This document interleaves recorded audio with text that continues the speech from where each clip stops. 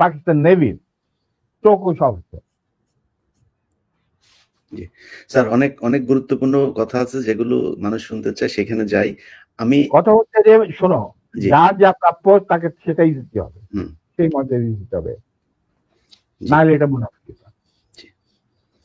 না, আমি আপনার কাছ থেকে আমি ধারণা করছিলাম যে আপনি হয়তো শেখ মুজিব সম্পর্কে অনেক বাজেভাবে কথা বলবেন, কিন্তু আমি আপনার রেসপেক্ট এবং শালীনতা দেখে খুবই অভিভূত যে আপনি যথেষ্ট সম্মান নিয়ে আওয়ামী লীগের শেখা উচিত যে মেজর ডালিম সম্পর্কে তারা যা শুনেছে এতদিন, সেই মেজর ডালিম একবারও শেখ মুজিব সম্পর্কে বাজে কোনো ভাষা বলে নাই বা তাকে নিয়ে কটাক্ষ করে কোনো কথা বলে নাই। যাই হোক, তো আমরাও স্যার এটাই বলে আসছি যে আমরা কাউকে অসম্মান করতে চাই না। আরেকটা কথা শুনতে, এই কথাটা তুমি বললেই তাহলে আমার বইতে পরিষ্কার লেখা আছে মুজিব পরিবারের সাথে আমার কি সম্পর্ক ছিল, ঠিক আছে, ব্যক্তিগতভাবে বা পারিবারিকভাবে। আমরা কিন্তু তার সাথে বিচ্ছেদ করি নাই।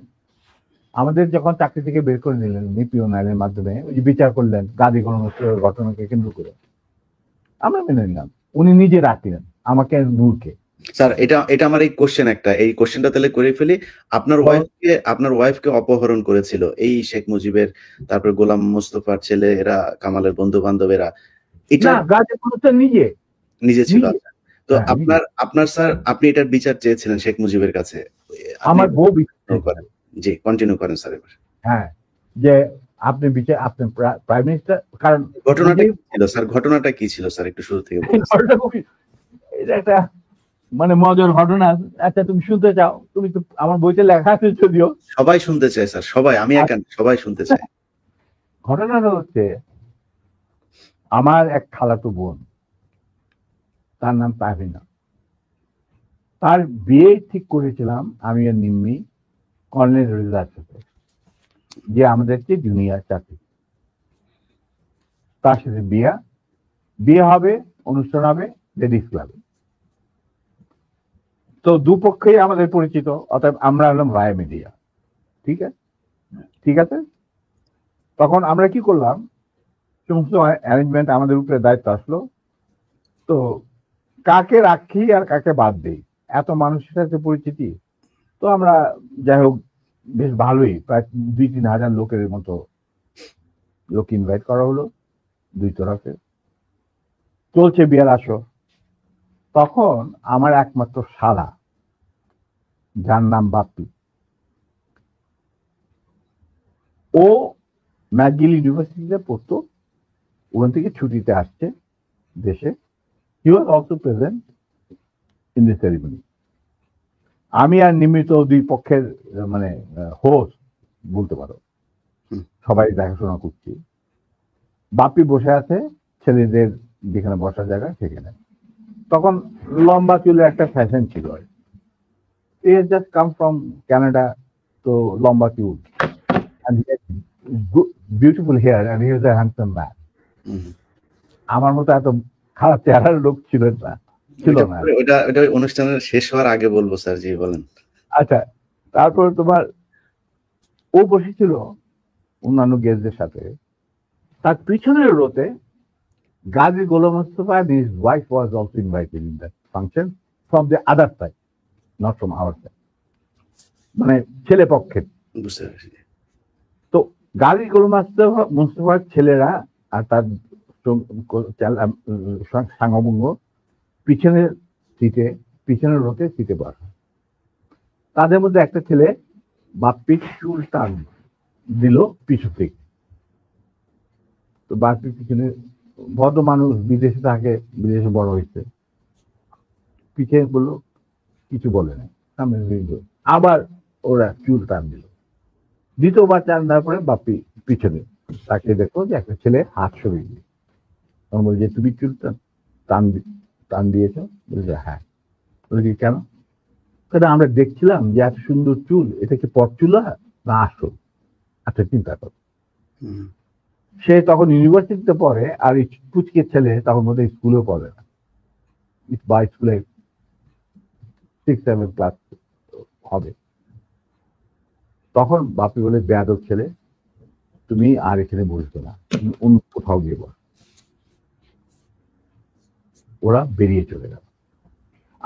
আমরা কিন্তু কিছুই জানি না, মানে আমি আর নিমি এত ব্যস্ত দুই পক্ষকে দেখাশোনা, খাওয়া দাওয়া চলছে। এর মধ্যে হঠাৎ দেখলাম দুটা মাইক্রোবাস রেড ক্রসের আর একটা গাড়ি, ফোকসো গাড়ি, সবুজ রঙ গাড়ি আগে, পিছনে দুই মাইক্রোবাস। মাইন্ড ইউ, তখন কিন্তু আমার নিজের personal security guard with wireless মজুদ লেডিস ক্লাবে। আমি তখন কুমিল্লা থেকে আসছি বিয়ের জন্য। তো ন্যাচারালি আমাদের গার্ড নিয়ে চলাফেরা, এটা তো আর্মির নিয়ম, তুমি জানো। আসলো, থামলো, দুইটা মাইক্রোবাস থেকে প্রায় 8 জন ট্রেনজারধারী সাদা পোশাক পরা লোক নামলো, আর ফোকসো গাড়ি থেকে নামলো গাজী গোলাম মোস্তফা স্বয়ং, তার স্ত্রী কিন্তু উপস্থিত মেয়ে মহলে। উনি গাড়ি থেকে নেমেই চিৎকার করতে শুরু করলেন, মেজর ডালিম কোথায়, মেজর ডালিম কোথায়, মেজর ডালিম কোথায়, বহুতবার বাড়ছে, আর সহ্য করা যায় না। আমি অবাক হইলাম, এরকম চিৎকার করছি কে? তখন একটা ছেলে এসে, একজন হিওয়াজে ট্র্যাক প্লাটুনের একটা ছেলে, কে আমার নামটা মনে নাই, এসে বললো যে ভাই আপনাকে খুব করতে এই চিৎকার করতে, এই তো গাজী গোলাম মোস্তফা, তার সাথে 8-10 জন ট্রেনগার্ডধারী লোক আছে। মাইন্ড ইউ, তখন কিন্তু army was deployed in the whole country to recover illegal arms. আর আমাদের ঢাকার হেডকোয়ার্টার ছিল রেজ কোর্ট, আমরাও সেই অপারেশনে যুক্ত ছিলাম। যাই হোক, আমি বাইরে আসলাম, আসে গাড়ি গোলাম মোস্তফার সামনাসামনি বারান্দাতে। আমি মেজর দাঁড়িয়ে, আপনি আসুন, আপনার বেগম সাহেবের তো আছেন ভিতরে, আপনার আসুন, বরবধূকে আপনি দোয়া করে দিন। হারামজাদা বারবার সে আর্মির আজকে আমি উচিত শিক্ষা দেব। আমি দেখলাম আমার চারদিকে ট্রেনদের ঠেকাইলেও প্রায় 4-5 জন মানুষ, আর 4-5 জন খালে দাঁড়িয়ে। আমরা এই দেখি, আমি একজন ট্রেন মানুষ, আমার স্কট আছে ওখানে প্রায় 4-5 জন, ওয়্যারলেস আছে, I can call anyone any time, MP unit, যে ইউনিট দরকার হয়। এই কি অবস্থা, একটা বিয়ে বাড়ির মধ্যে এরকম একটা হুলস্থুল কাণ্ড। আপনি দেখেন কিছুই, কি ব্যাপার কি, আপনি আজকে তো উত্তেজিত করেন, আমি তো জানি না যে এর মধ্যে কি ঘটনা ঘটে। ওখানে ওঠ, এ উঠা মাইক্রোবাস, আমাকে ঠেলতে ঠেলতে নিয়ে যাচ্ছে মাইক্রোবাস। আপনার ব্যাপার কি গাড়িতে, এটা একটা বিয়ে বাড়ি, একটা মেয়ের বিয়ে হচ্ছে, আর আপনি আমাকে বলছেন উঠ, কি আমার কাপড় টাপড় ধরে টানে, 4 জন মিলা আমাকে উঠালো। খবর চলে গেল ভিতর অন্য মহলে, নিম্মি আর আমার শাশুড়ি, আমার খালার শাশুড়ি, মানে কন্যার মা, উনি বেরিয়ে আসলেন। ওনারা আসলেন, কি ব্যাপার, দেখে যেরকম আমাকে ঠেলাঠেলি করে উঠানো হচ্ছে মাইক্রোবাসে। আমি মাইক্রোবাসে উঠলাম, উঠে দেখি চুল্লু আর আলম নামে 2 জন মুক্তিযোদ্ধা, ক্র্যাক প্লাটুনের সদস্য, তারা ছিল আমার ছোট ভাই স্বপনের সাথে, স্বপন বীর বিক্রম। ওদেরকেও মারতে মারতে মানে রক্ত বের করে ফেলেছে, মুখ দিয়ে রক্ত ঝরছে, আহত অবস্থায় তারাও মাইক্রোবাস। তখন আমার খালাম্মা গাদিকে বললো, গাছ আপনি কি করছেন, আমার মেয়ের বিয়ে হচ্ছে, আর দে আর দি, তারা বর পক্ষেরও কন্যা পক্ষেরও, কি হয়েছে কি, ওরা তো ব্যস্ত। বলে আমি ওদেরকে উচিত শিক্ষা দেবো, ওকে আমি উচিত শিক্ষা দেবো। তখন আমার স্ত্রী বললো যে আপনি তাকে একা নিয়ে যেতে পারবেন না, আপনি আমাকে সঙ্গে নিয়ে আসবেন। ঠিক আছে চল বলে ওরেও ধাক্কা দিয়ে উঠায় দিল মাইক্রোবাসে। তখন আমার খালা বললেন, কাজী সাহেব আপনি কিন্তু বাড়াবাড়ি করছেন, ঠিক আছে, যেখানে আপনি নিয়ে যেতে চান আমিও যাবো সাথে। কাজী কি স্যার তখন ঢাকা আওয়ামী লীগের সভাপতি নাকি? তখন সে আওয়ামী লীগের সভাপতি নয়, he was also the chairman of the Red Cross। বুঝতে পারলা, শেখ মুজিবের সবচেয়ে প্রিয় লোক সে তখন। সে ঢাকার মধ্যে, মানে ঢাকা শহরে সে হলো মুজিবের সবচেয়ে বড় লাঠের সর্দার। অশিক্ষিত মূর্খ মানুষ সাধারণত রেড ক্রসের চেয়ারম্যান হয় না। কিন্তু ওকে বানানো হয় যাতে করে লুটের এই যে রিলিফের মাল চুরি চামারি করতে সুবিধা। যাই হোক, সেটা অন্য ব্যাপার। তারপরে আমাদেরকে নিয়ে উনি গাড়ি ঘুরে চললেন প্রথম ফার্ম গেট দিয়ে ভিতরে ঢোকার পরে আমি দেখলাম যে আরে সম্পূর্ণ কোথায় চাচ্ছে লক্ষ্মীবাড়ি ক্যাম্পে নাকি। তখন আমি চিন্তা করছি কি করি, এর মধ্যে আমার খালা আর নিমি নিজেদের শাড়ি ছিঁড়ে চুল্লু আর আলমকে ব্যান্ডেজ করে দিচ্ছে, মানে দিকে দিকে ক্ষত, তার দিকে রক্ত পড়ছিল। আমি হঠাৎ বললাম গাড়ি থামাও driver. In the mean time Swapan Bapi ওরা কিছু গেস্টকে বোধহয় বাড়িতে পৌঁছে দেওয়ার জন্য নিয়ে গেছিল গাড়ি করে, বা ওদের গাড়ি আসছিল না, কিছু ওরা উপস্থিত ছিল না। তো আমি বললাম গাড়ি থামা, ড্রাইভার গাড়ি থামা দিল।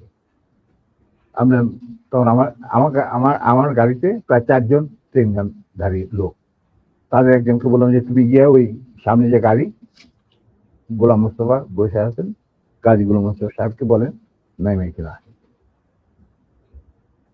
Somehow that man with train guard, he got down and went to Gazi.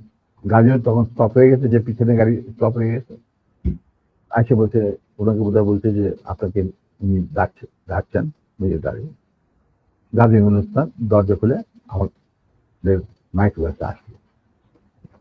তখন আমি গাজী গোলাম মোস্তফাকে বললাম যে গাজী সাহেব, আপনি তো আমার নিয়ে চলছেন, কোথায় নিয়ে যাচ্ছেন জানি না, কিন্তু একটা কথা মনে করে রাখেন, আপনাকে মনে করাই দিচ্ছে আপনার ভালো যে আপনি যে আমাদেরকে এই মাইক্রোবাসে রেড ক্রসের মাইক্রোবাসের মধ্যে ঢুকায় নিয়ে আসছেন, এটা কিন্তু হাজার হাজার মানুষ, শয়ে শয়ে মানুষ দেখতে উপস্থিত ছিল।